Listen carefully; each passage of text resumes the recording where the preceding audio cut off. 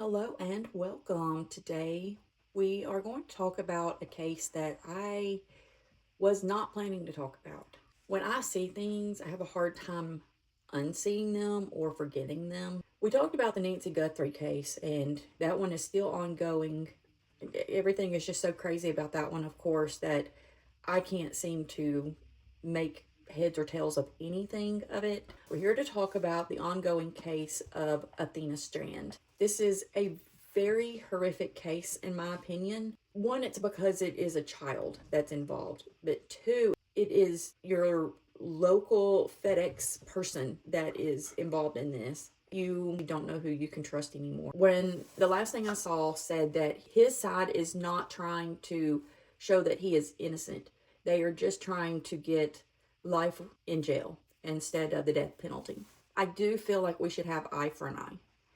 I do feel like if you think it is okay to be horrible to someone, you should get the exact same feeling back to you so you can see what you put them through. But also, people are saying, let's just go ahead and get rid of him and be done with it because he's a monster and he doesn't need to be out on the streets. I do agree with that too. If we just give him the death penalty, does he actually get to see what the torture is that he put that little girl through? I've not watched the video and I've not listened. I just read some of the stuff about it because I know I will see that over and over again in my sleep, and I don't want to do that. But from everything that I've read of what is actually played in the video, he said at the beginning that he accidentally hit her with his truck and he put her in his truck. I never saw what made her get into his truck to start with. So if you know the answers to that, please leave a comment. Did he lure her in there or did he put her in there?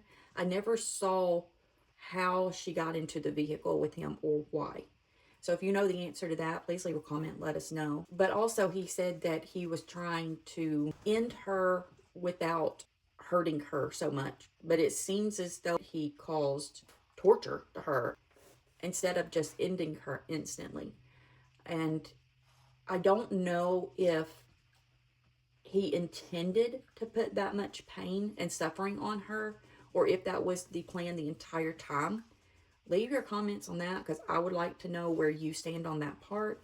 And so then he is saying that he has an alter ego and that there's this demon living in him, basically, and the name is Zero. I don't believe that. I believe that he is very capable of living life like most people. And I feel like that is just something to try to get him off of the death penalty or off of life in prison. I feel like if you can hold a job like driving a truck for FedEx or anything else or anywhere else like that, that you are perfectly capable of standing trial and taking your punishment. I only feel like the people that should be allowed to use mental issues as their reasoning are the ones who truly do have mental issues and don't know what they're doing any given day of their life. I really do feel like those are the only ones that should be able to use it. If you have the ability to say, understand how to get on a subway and travel on this train and go home and clothe yourself and feed yourself and to be able to do stuff that most people in this world can do, you should not be able to use mental issues in court. That is my opinion. I feel like that is where we are falling when you see people that have been arrested more than 2 times for anything like harming another person. They should go either the death penalty or life in prison. That is just my opinion. I would like to know what is your opinion. I use the theory of 3 strikes you're out. And I do that with everything. And that is just my way. That is, of course, not the way everyone looks at it. People feel like if they try to change that they should get another chance. And I do, but I only do 3 times. But my next question is, in the abduction of Athena, in the video footage that I looked at of some of it, I didn't look at anything past her sitting on her knees in the back part. I didn't watch anything past that. I don't want to see that. I don't want to hear that. That is where I stopped watching. When I looked at him, he didn't seem nervous. He didn't seem worried. He didn't seem like he was doing anything out of his normal day to me. And I could be looking at this wrong. I feel like if this is the first time that you've ever done something like this, that you are going to be very concerned about what's going on and making sure that you're not making any errors or making any mistakes or that you're not going to get caught or anything like that. And I wasn't seeing that. I would like to know what you saw as far as his body language, as far as his voice goes and everything, because I wasn't seeing that. And when I think about what I saw, it makes me wonder, is this the first time that he's done this? Because I feel like if it was the first time, we would be seeing a very worried, concerned, nervous, uncertain person that's like doing things erratically or irrationally or just something odd. And I didn't see that. So if you did, I would like to know what you saw. But in my thoughts, it makes me wonder, was Athena the first time that he did this? Or do we think there are others in his past? I would like to know where you sit with this. Do you feel like Athena was his first abduction? Do you feel like this was the first time that he ever did anything like this? Or do you think that he has a criminal past and just not getting caught? I would like to know where you are on this one. So leave a comment and let us know.